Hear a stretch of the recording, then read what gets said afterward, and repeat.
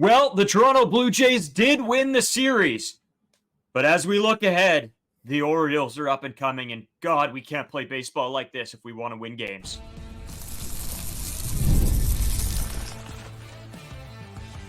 You are Locked On Blue Jays, your daily Toronto Blue Jays podcast. Part of the Locked On Podcast Network, your team every day. Welcome back to Locked On Blue Jays. Thank you for making Locked On Blue Jays your first listen every day. We are free and available wherever you get your podcasts and on YouTube. Part of the Locked On Podcast Network, your team every day.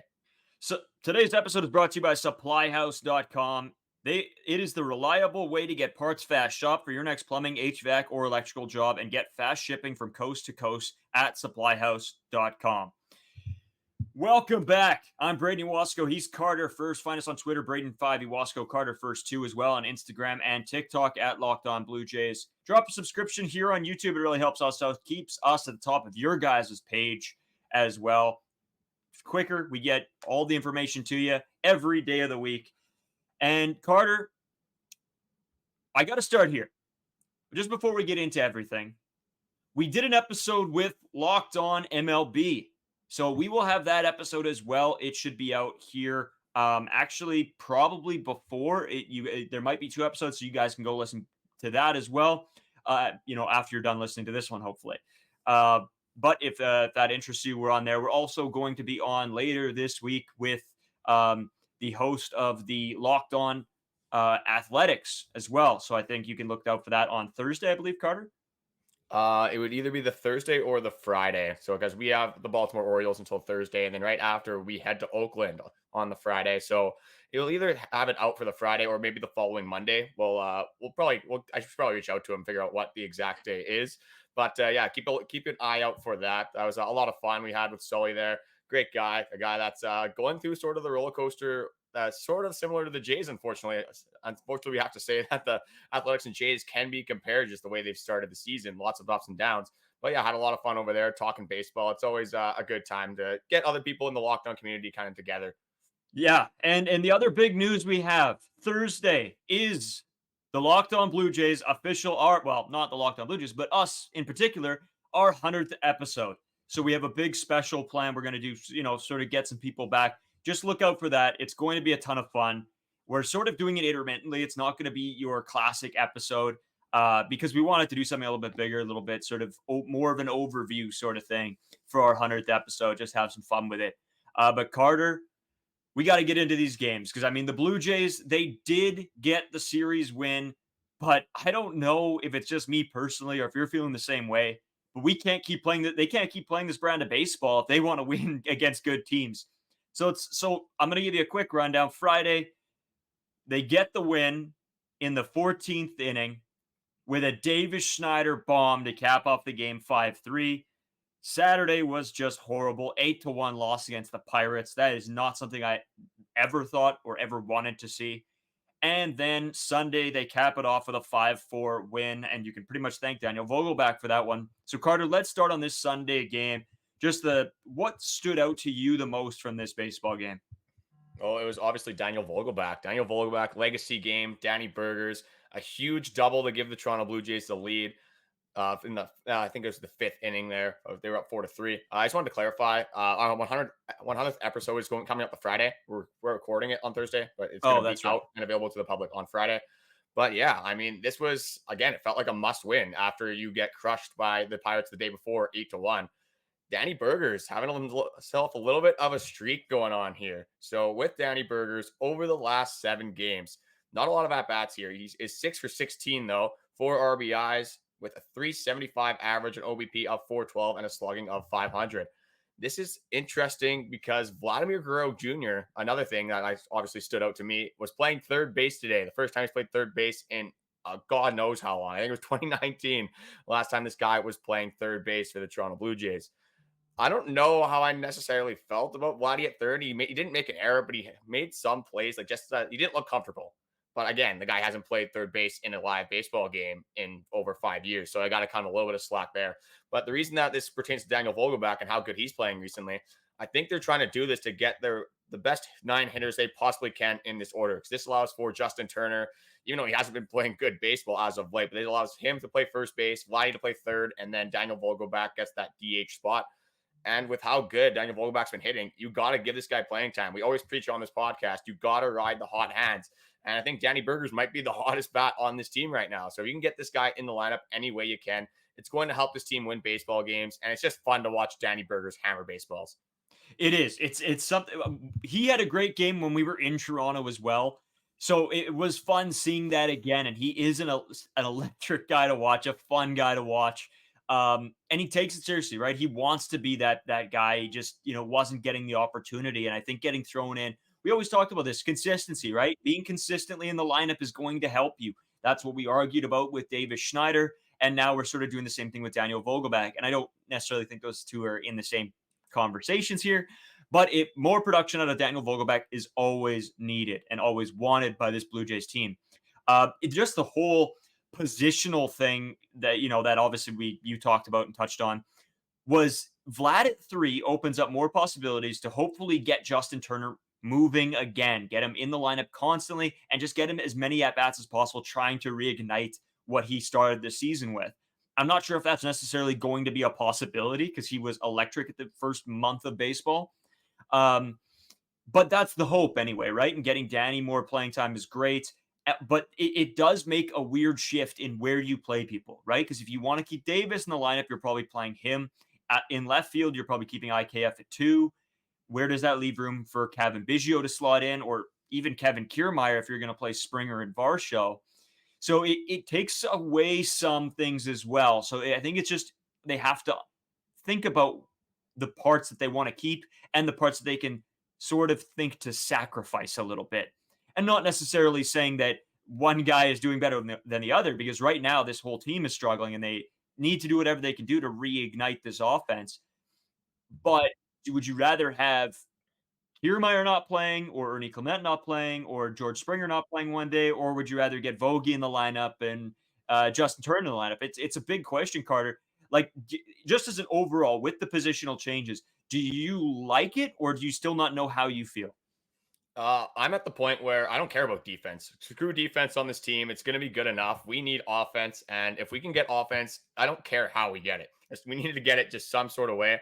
That's Danny Burgers launching balls on the gap. Sure, I'm going to be down for that. If we have to hit Danny Burgers 4 while he's hot, it is what it is. You got to play your hot hands. You got to play the guys and provide the guys with the best scenarios to drive in runners, because this team does not drive in runners and hit the ball very hard. One of the worst teams for average exit velocity, as we went over before. And guys like Ernie Clement are going to kind of contribute to that. IKF usually is not hitting the ball that hard, but he's gotten himself into a little streak here as well. Been definitely serving above expectations so far for me this season. But I was looking at some of the individual stats today. This team has 3 players that are hitting over 250. That's not going to play. You need guys to get on base. This team does walk a lot, so that is a good thing. But walks is station to station. It's like Alejandro Kirk running the bases. Like, you need to get balls in the gap. You need to drive the ball hard. Dalton Varsho did that good. He had a good game as well on the Sunday game here. Daniel Vogelbach again. Danny Jansen hitting the ball hard as well. Again, a pull side guy. That's why I love watching Danny Jansen play baseball. No gloves approach too. Just a little gritty from Danny Jansen. But the problem with that is he's sort of made of glass, knock on wood. Hopefully he does not go down again this season. But like I said, we got to score runs. This team has a very good starting pitching staff, other than one guy that's kind of been struggling the last little bit here. It's going to be interesting to see how they deal with that Alek Manoah injury as well, coming out with an elbow sprain. But I'm at the point where get your best 9 hitters in the lineup. If that means Vladdy plays third base and you sacrifice a little bit of defense, that's fine with me. Yeah, I 100% agree with you. I think you got to do whatever you got to do to get runs. And you talked about the pitching staff, so I want to go over a little bit of Chris Bassett's line from yesterday. 5 innings pitched, 8 hits, 3 runs, 3 earned runs, 7 strikeouts and a walk. The thing with Bassett and why he didn't go deeper into that game, obviously, is the pitch count. And he was getting into a lot of tough situations in the game, but he was able to get out of it always, which is a good thing. That's what you want to see from Chris Bassett, to be able to work himself out of those. But it does hurt when you're having to throw so many pitches. And I'm hoping this isn't, that's the type of pitcher Chris Bassett is, because he's not a high velo guy. He's a lot of stuff, not a high volume strikeout guy, even though he did get 7 yesterday, which is really good from him. But I think overall, that's what you sort of expect with Chris Bassett. Yeah, well, Chris Bassett, he's not a guy that's going to just blow things by you. He doesn't have that good of, well, his fastball's good. He has good command on it, but he's not, in the terms of like miles per hour, it's not going to be that quick. He's not going to be able to beat you with the heat. But Chris Bassett has a million pitches, and he is such a strategist of the game of baseball. He knows exactly what he wants to do to you. He knows exactly how he's going to attack specific players, does a lot of film watching, obviously, has a plan, works with Pete Walker, obviously, to get the game plans for these specific players. But one thing with Chris Bassett, you mentioned the pitch count. It doesn't really help your pitch count when you have Andrew McCutchen fouling off a million pitches. I think there was like a 16 pitch at bat. That's gonna hurt your pitch count. Obviously, you don't want to have those big at bats where you're throwing a lot of pitches. And like you said, he gave up 8 hits. When you give up 8 hits, you're gonna have to throw more pitches because you're having more at bats in those innings.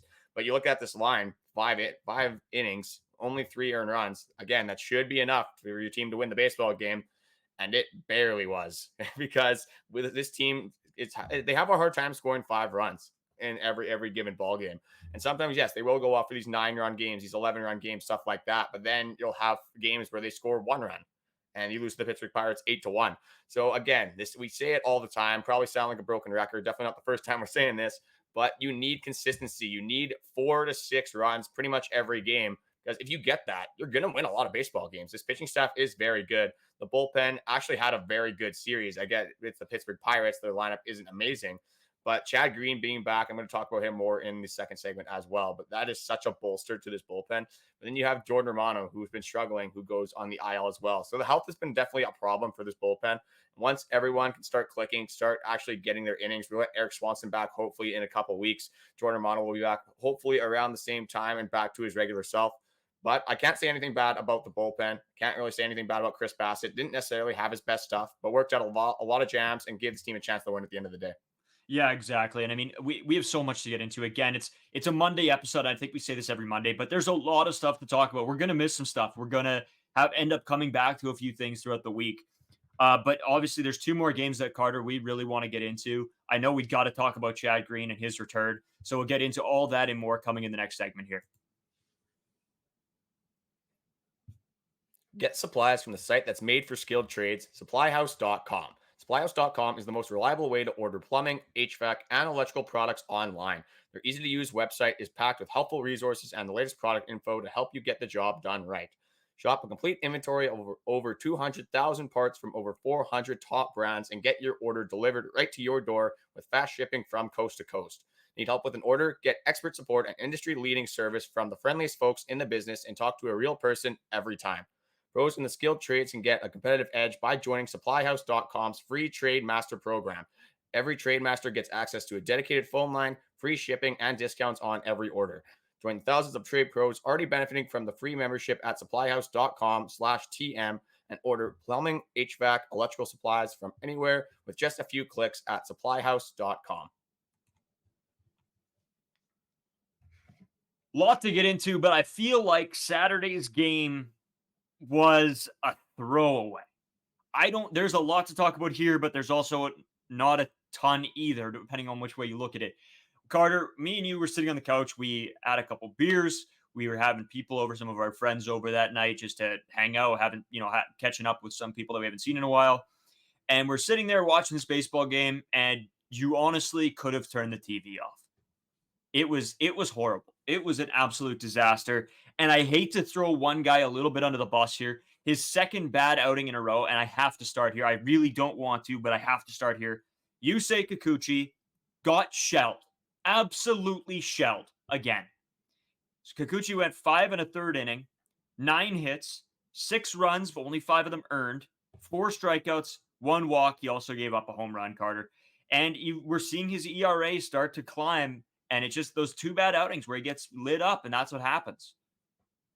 Yeah, it's tough watching Yusei Kikuchi struggle. I don't even really know what the problem is with Yusei Kikuchi. I haven't really done a deep dive in it, but just from watching the baseball games, it just doesn't look like he's as confident out there. And maybe that's a problem. Maybe there's some mechanical issues going on. I think his command has definitely gotten worse, as that was fairly easy to tell. But he only had one walk. So again, these guys were just hitting the ball hard off Kikuchi the entire game. I don't know if they just had a good game plan. But again, that's two starts in a row that Yusei Kikuchi has been struggling. And so I'm just going to go over his last 7 games now. So this isn't terrible, but it's not great. And it's not showing good signs, as he's kind of been falling off a cliff a little bit here in these last 2 starts. But over his last 7 games, I mean, we talked about this a lot on the, I think the Athletics podcast. I don't know if that was actually filmed or not, but the win-loss stats, very meaningless stats. We kind of went over that for a good amount of time there. But he's 0-4. He has a 4.66 ERA, over 38.2 innings pitched, 20 earned runs given up, 32 strikeouts, only 6 walks. So again, he's not walking people. Like, that isn't really an issue. But I think where he's missing, and especially in that Pirates game, he was missing a lot over the middle with the fastball, and they were all over it. So again, these MLB, it doesn't matter who you're playing. These MLB hitters are in the MLB for a reason. They're going to be able to hit balls over the middle fastballs, even balls at the knees. Brian Reynolds had a very good game. Andrew McCutcheon's always a tough out. So there are some guys on this Pittsburgh Pirates team that are a little bit underrated, but you got the Baltimore Orioles coming up, and Yusei Kikuchi is going to have to pitch in that game. So I'm going to take a lot away from that game. If Yusei Kikuchi has another a struggling start, it might be time to kind of get a little bit nervous, get a little bit on the fence of like, is Yusei Kikuchi kind of returning to how he used to be? I don't want to say that. I'm not going to go that far with it, but we'll have to see, hopefully a better start against a juggernaut of a Baltimore Orioles team. Yeah, and we'll get it more into that Orioles stuff because I have a lot to say going into that, just because I think this is a big telltale series for the Toronto Blue Jays. We will get into that. But Carter, this game as a whole here on Saturday was terrible. To say the absolute least, it was terrible. Davis Schneider, horrible day, 0 for 4. Varsho, 1 for 4. Vladdy, 2 for 3. Good outing from Vladdy. He was nice to see. Bichette, terrible, 0 for 4. And some of the swings Bo was taking were just the worst things ever again. And Vogie, again, 2 for 4. He's been playing just outstanding. A bad day for Springer, who's been better as of late, honestly. And then IKF 1 for 4, pretty regular day. And then Kirk and Biggio, both 0 for 3. Carter, I guess, I don't know. What's like the one thing that you take away from the second game of this series? Because honestly, for me, it wasn't a whole lot.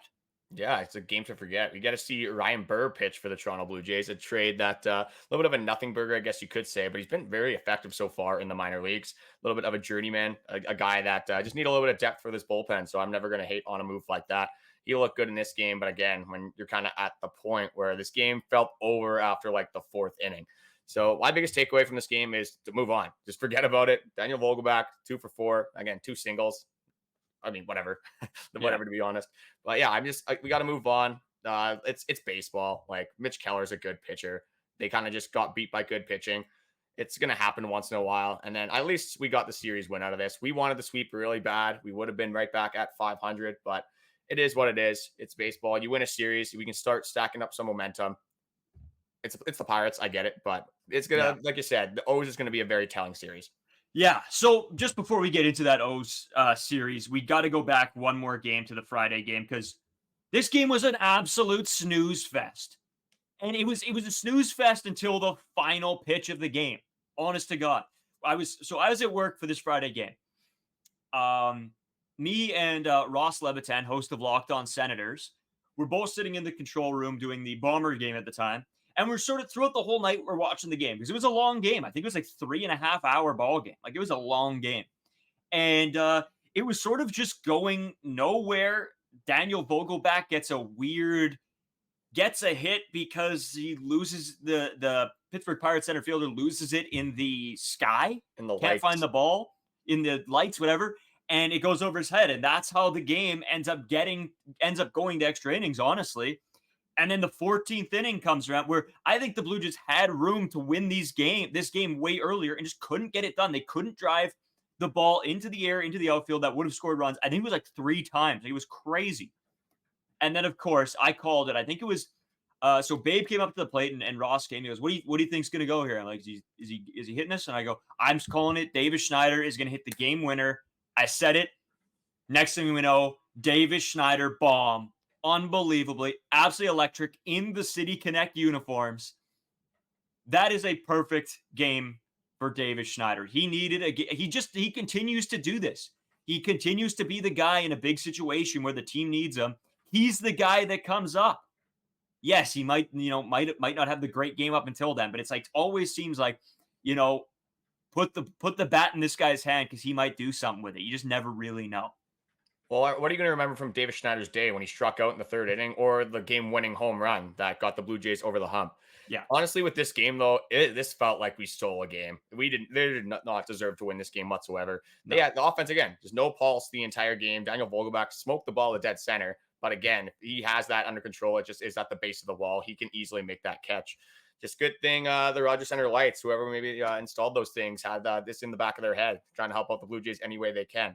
But, I mean, just looking at this game, Justin Turner in the bottom of the ninth inning, he hits a leadoff double. You don't get him in. Again, great outing from the bullpen. The bullpen, I think, went over 7 innings of no runs, which is absolutely insane. Like, that's exactly what you want from this bullpen. Jose Barrios, another great day. I thought he was going to get the loss, going 7 innings with 1 earned. That's just how it's been for the Toronto Blue Jays starters. And then you look at the bottom of the 10th. Again, you shut down the Pirates. You get out of that inning. You don't score the run from 2. The 11th, I thought this game was over. George Springer comes up.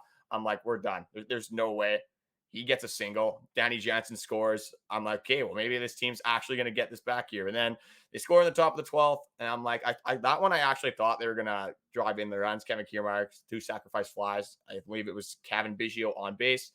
And then again, the 13th inning, you have a chance here to end the game. They don't do it. But then Davis Schneider finally in the bottom of the 14th, opposite field home run. This game was just emotionally draining for me. There was a lot of ups and downs. The second longest game since the MLB has added the ghost runner, which is absolutely insane. Again, I'll take the win. I'm never going to complain about a win, but definitely a stolen win. The game that we probably didn't deserve to win. Yeah, exactly. And you know what? I got to give George Springer props because I thought it was done as well. And I think it was the inning before he saved a hit on a nice diving catch and then comes up and is the hero to save the game. So between him and Davis Schneider, a great outing for both of them. Great to see. And Carter, the one thing that really makes me mad about MLB statistics is this. Jose Barrios, 7 innings, 6 hits given up, 1 earned run, 5 strikeouts. I know you said that, but great. He doesn't get the loss. That's awesome. But he also doesn't get the win for this. Off of those statistics, how does this guy not get the win? It is so frustrating. I understand how he doesn't, how the stats work, but it's mind-boggling that this baseball team couldn't get Jose Barrios that win. It is so frustrating to me. Yeah, I mean, I almost think that the MLB should go back to having the pitchers hit again. So at least Jose Barrios would have some ability to actually score some runs. Maybe he takes it into his own hands and hits a bomb like Bartolo Colon style. But saying that, there's 3 players I want to go over just out of base of the series. So the first one is George Springer, who we have been talking about. He is starting to finally look like he's having better at-bats, a little bit more comfortable around the plate. He is walking like at a crazy a rate as well. Over the last 7 games, he's walked 7 times. He has hit 7 out of 23, so he's 7 for 23, which is a 304 average, an on-base percentage of 484, and a slugging of 478. John Schneider, I know you're probably really happy right now. You're probably fired up seeing George Springer actually hit the ball well. Don't move him to 1. Don't do it. I don't care if he could hit 500, unless he's going to do that for like a 3-week span. Don't touch George Springer. Leave him at the 6th spot. Leave him at the 7th spot. Clearly, it's working very well for the Blue Jays. So with George Springer, I want him so bad to be back. I want him to be regular George Springer. Why wouldn't you want George Springer to actually play like George Springer? Defensively, he's been unbelievable. It seems like he makes a diving catch like every other game, whether it's Varsho, Kiermaier, or Springer. We have definitely been gifted with our defensive outfield. The problem is none of these guys are really hitting. I guess Dalton Varsho, I got to give him a little bit of his flowers, but he's hitting 210. A guy that just slugs though. Like if he's kind of like Davis Schneider in that sense. If they're getting a hit, it's probably a double. It's probably hit really hard, and it's probably gonna help the Blue Jays win at the end of the day. So the second player I want to get into is Kevin Biggio. Again, this guy's not really playing a lot, but this guy is literally the king of just staring at strike 3. Like he just doesn't swing the bat. And he normally does have a good eye. And some of these pitches he's striking out on are good pitches, but you got to swing the bat. It's so frustrating to watch this Kevin Biggio sit there like a statue and just watch him get struck out on, again, there's usually decent at bats, but when they end like that, it's hard to take anything positive away from it. But looking at Kevin Biggio, What are you told as a kid growing up playing baseball? Anything close on strike 3, you got to be swinging. Like this should just be like, I don't know, basic stuff here. And obviously it's not, right? They're MLB pitchers, it's different. But still, like, take a hack, try something. I don't know. You got to protect with 3 or 2 strikes, right? That's what they teach you from when you're 9 years old. You don't want to go down looking. And Kevin Biggio does that at an alarming rate. So, and the thing with Kevin Biggio, again, he's not playing a ton, but I'm even going to go over his last 30 here. So in his last 30 games, he's hitting 158 with an OBP of 289, a slugging of 224, 31 strikeouts. He's 31 strikeouts in 76 plate appearances. That's not great. That's not great at all. Again, it's tough to succeed in a role where you're not playing a lot. But looking at Daniel Vogelbach, I was never a guy that was hating on Daniel Vogelbach. There's a lot of people that were like, why is Danny Burgers even on the team? This is why. This is why he's on the team. He's a beauty. I love him. It's been like his swing is just, it's terrible, but it also works at the same time.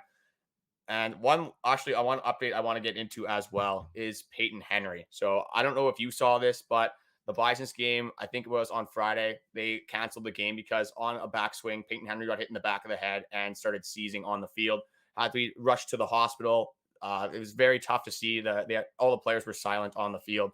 When something like this happens, you completely forget about the baseball. You're just focused on Peyton Henry. But saying that, I got an update on Peyton Henry. It says Peyton Henry has been discharged from the hospital and is doing well as he continues to rest and recover. After the incident, players from both teams watched in silence and concern, with several putting their hats over their faces. Just a tough moment. You never want to see that happen to somebody like that. Best to Peyton Henry, a guy that had a little bit of a stint with the Blue Jays. Again, Brian Servant played over him. Doesn't matter at this point. It doesn't matter how good Peyton Henry's been doing. As long as he is making the road to recovery, that's bigger than any baseball he's going to play. Yeah, I saw that too, Carter. And it's one of those, you're right. It's one of those things, any big injury like that where something is like life-threatening, I think it takes you out of sport a little bit. And I mean, there's been many cases of stuff like this happening throughout every sport you can think of. There's times like this. And it is brutal. It is terrible. Even if it's a broken leg, broken arm, something like that, like in hockey, I know it was sort of the same thing. Like everybody's just like, geez, like it's never something that like needs to happen, right? It just sucks. And it is terrible. It's good to hear that he's doing well. I didn't get the update, so that's really good. But yeah, just brutal. Okay, so I wanted to say that first so we can get into a positive and kind of get the mood up a little bit after that. And one positive we have is Chad Green, as I said in the first segment. This guy has just been unbelievable for this Toronto Blue Jays team, and a guy that we need badly with Jordan Romano being out, with Tim Mayza struggling this season, not really having a guy for these 7th and 8th inning spots, especially now that Yimi Garcia is probably going to be the part-time closer. We did that video about it, and we sort of got our wish, I guess, not exactly the way I wanted it to happen, but I mean, Yimi Garcia will be closing for the foreseeable future. But going back to Chad Green, this guy has a 1.23 ERA in the last 7 1/3 innings pitched. He's only given up 3 hits over that time, 1 earned run. And on the season, he has a 1.69 ERA over, again, small sample size, but 10 2/3 innings. But he just looks so good right now. And for a bullpen that has struggled all season long, to have a guy like this now in your corner with honestly, there's like 2 guys, maybe 3 that I'm confident in. One of them's Trevor Richards, surprisingly. Again, it seems like he gives up a lot of long balls. That's how they do damage on him, because it's just a bad changeup, a bad fastball that gets sent deep. And then Yimi Garcia, obviously, we've talked about him. Unbelievable guy. Chad Green as well. That'll be my number 3. You could maybe throw Zach Pop in there. I think he's done very good with the role that he's kind of been handed here. But it's nice to see this bullpen sort of shaping together a little bit and pretty much winning you the baseball game in that first game of the series. Yeah, for how much we talked about it not being effective, they got the job done, right? And that's hopefully that we get some consistency within this bullpen of them being good. And that's just what we got to hope for, I think, especially now. Maybe this sort of injury resets Jordan Romano a little bit. I think that's what you have to pray for coming out of it. I don't necessarily know if that's going to be the case, but you need him to be better. That's a big piece. You need Jordan Romano to be better. But getting Chad Green back is just enormous for this team. And I think even from when we got Chad Green, I think we knew what he could be. We just never got to see it. This guy is quite injury prone as well. And when he is healthy, he's amazing. So having him back, huge piece to the puzzle. Oh, absolutely. And I don't know if we've said it on this podcast. I know me and you've talked about this a lot, but Alek Manoah is also on the 15-day IL. It's just an elbow sprain. Thank God. When it's an elbow injury, the first thing we thought of was Tommy John. Thank God we knocked on wood because that's not what it was. Alek Manoah, hopefully it will be on the road to recovery, but definitely sucks for a guy that was slowly starting to figure it out. Had a couple good starts there with the back-to-back. His most recent start wasn't the greatest, but again, he looked really good in the first inning, I guess you could say. He didn't really pitch a lot, went only inning and two-thirds, but hopefully he will be on the road to recovery. And I haven't heard anything about Bowden Francis yet, so that fifth rotation spot is still kind of up for grabs right now. Maybe Trevor Richards. We got a bullpen day. Again, that's not the worst case scenario. If you have to throw Trevor Richards for one game, doesn't really matter to me. But you got anything else just to kind of sum up the series? Honestly, not a lot, because I've said this many times now, where this series, yeah, we won, but it doesn't prove anything to me. I need this Blue Jays team to prove to me that they are a good baseball team and beat good teams. Yes, you have to beat the bad teams. You do. But also, for me as a fan wanting to watch, I need them to prove to me that they are good enough to somewhat contend. Otherwise, we should just start talking about selling now. So we'll see how this continues moving forward, playing a bunch of good teams besides the Oakland Athletics. But every other team is going to be a test, and that's what we got to wait for. So we're going to get into the Orioles right away. But Carter, I do got to throw it back to you for obviously the Locked On shoutout. Yeah, so the Locked On 24/7 streaming channel. It's either on Locked On Sports Today or the Amazon Fire TV channel app. NHL playoffs, MLB is obviously in full fruition here. There's the NFL free agency. Like I said, I'm in a fantasy draft right now, so maybe I'm starting to think about NFL a little bit more. Definitely early for that. NBA playoffs, you name it. Expert analysis, perfect opportunity to digest some sports content. But before we do head into the Orioles series here, I just wanted to kind of give my random points of what I took away from the series. Rowdy Tellez revenge game almost costing the Blue Jays the game today. He accounted for all 4 runs for the Pittsburgh Pirates. How do you feel about Rowdy Tellez? Do you miss the guy on this team at all, or are you just kind of like No, you're just in? I don't care. It's Rowdy Tellez. But it's just hilarious that it was the Blue Jays versus Rowdy Tellez. That's pretty much what it was today.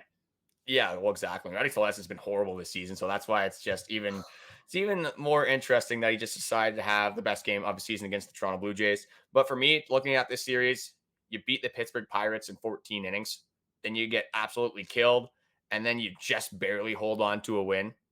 It's like the guy that was pitching today, I don't even remember his name, to be honest, because he was in the minor leagues before and he pitched fairly well. Like, looking at his stat line here, like he went 4 2/3, again, 8 hits, 4 earned runs for a guy that is probably your 6th, 7th starter for the team. I mean, you'd hope the Blue Jays could score more than that.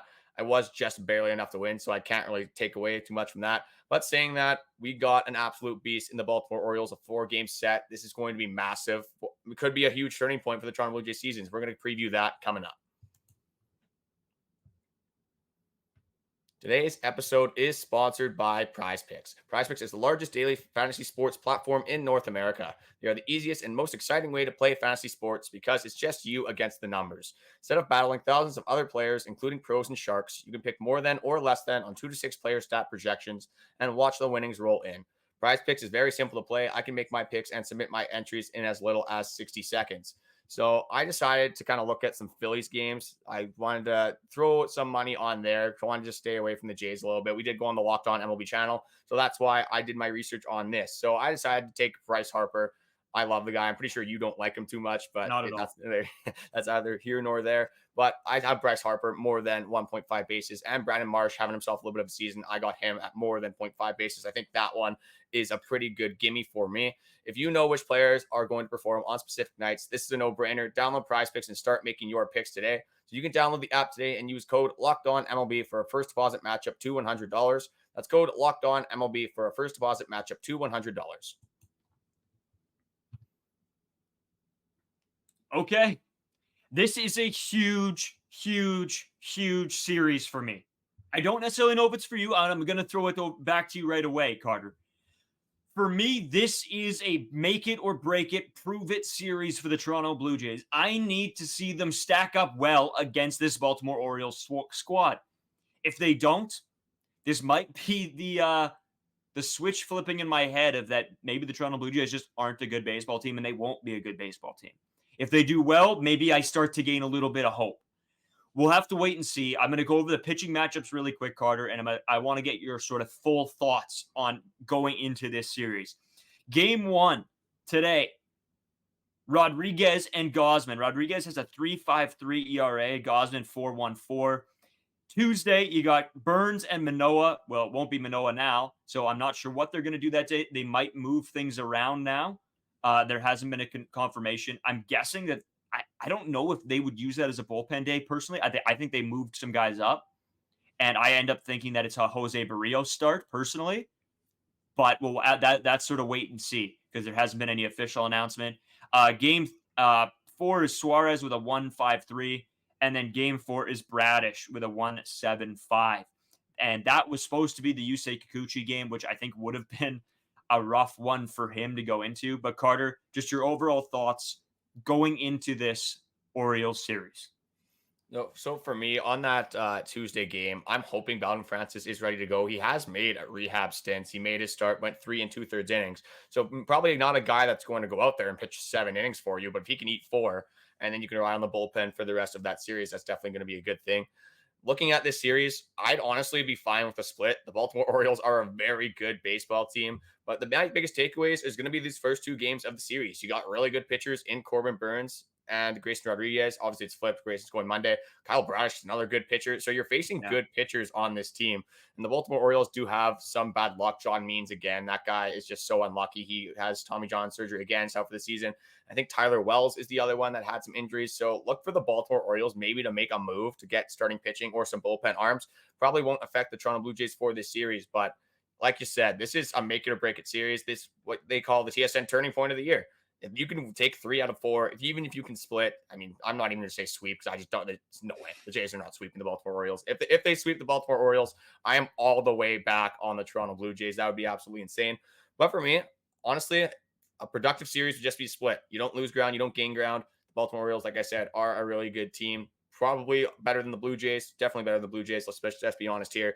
Gunnar Henderson is just having an insane season. You got Adley Rutschman, you name it. You can just keep going on with this team. Colton Cowser. I wish the Toronto Blue Jays had some of these players that we could pull up from AAA that could just be inserted into the lineup and just start raking because that's what it seems like everyone on the Baltimore Orioles is doing. And one more thing I want to kind of bring up here before we do head out is Vladdy playing third base does open up the opportunity for Spencer Horwitz to get brought up. He has been absolutely raking in AAA. He's been absolutely insane. I think he's hitting over 320 right now. So a guy that predominantly does play first base. So again, Vladdy moving to third opens up a little bit more fluctuation for this lineup. That is something that we might be able to see for in the future coming up here. Probably not for the Baltimore Orioles series. I think based off that, if this offense can't score runs, we might see Spencer Horwitz in Oakland coming up here. So like I said, I'd take a split. I would love to see a series win, but just don't lose the series and don't get swept by the Baltimore Orioles. That's my main 2 things from this. Yeah, you can't get swept. And the Spencer Horwitz piece is interesting that you brought up. I looked into that a little bit. And apparently what they're wanting to do is roll it with this squad as of right now. See what they can accomplish with, within their players, Daniel Vogelback, Justin Turner, see if they can get them hot again. And in the case of if they can't get those 2 guys hot again, that is when they will move to Spencer Horwitz. So pretty much what you said. But there was a little piece in there of they want to see what this team can do. Well, not much, it doesn't look like, right? We've seen a third of the season already. I don't know. Crazy. But yeah, I'm with you. This has to be at least a split for me. If we get swept, Carter, that might be it. Like season might be over. I agree. Yeah. We might just call it and call a sell, call the firing of Atkins, fire Schneider. It would be a blow up, I think. But yeah, I don't know. I think this series paves the way forward for this Toronto Blue Jays squad going into the rest of this season. So we'll have to wait and see. Carter, today has been an absolute grind. I'm not going to lie. We did Locked On MLB, our podcast for Monday, both coming up Monday. We also are pre-recording some stuff for our 100th episode. And so it is a absolute slugfest. We also were drinking last night and got into a couple beers for sure. So the boys were, I wouldn't say hurting. I would say tired. I don't know how you felt this morning, but yeah, I was just gassed. Yeah. I think we felt okay, but like, yeah, we were watching the Blue Jays game, and I was like fighting to stay awake at like whatever it was, 2 in the afternoon. Not my best look, but yeah, it was. We just yeah, it's a lot. It was a lot, but it was a lot talking Blue Jays, so you really can't complain. Yeah, I'm just glad that we won today. Won a huge series. But now I'm just gonna go over the gauntlet, and then I guess we'll head out of here. But Yeah. yeah, we have the Baltimore Orioles for 4. Then you got the Oakland Athletics for 3. That's pretty much the last time you're playing a team that's not great. Then you got the Brewers for 3, the Guardians for 3, the Red Sox for 3, then the Guardians again for 3, then the Red Sox for 3, the Yankees for 4, and then I guess you could say the Houston Astros for 4. That might be a little bit of a lull, but let's be honest.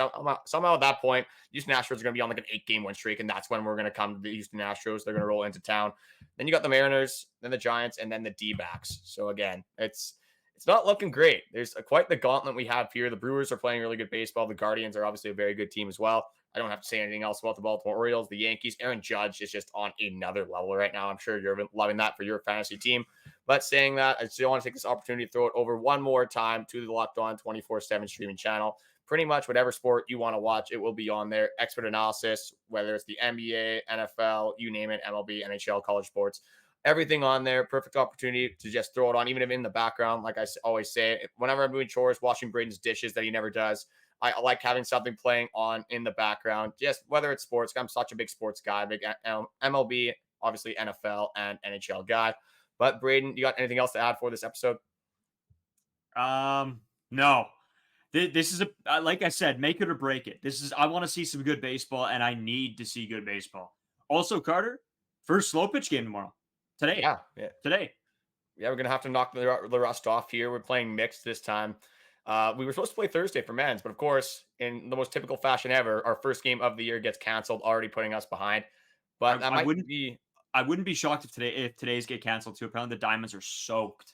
Oh, I mean, we got a torrential downpour. We're in the city. If we play a slow pitch in our hometown, so it is a little bit farther away. But if it's supposed to rain tomorrow, I'm not checking the weather. The weather's wrong most of the time anyway. So again, it's their guess is as good as mine at this point.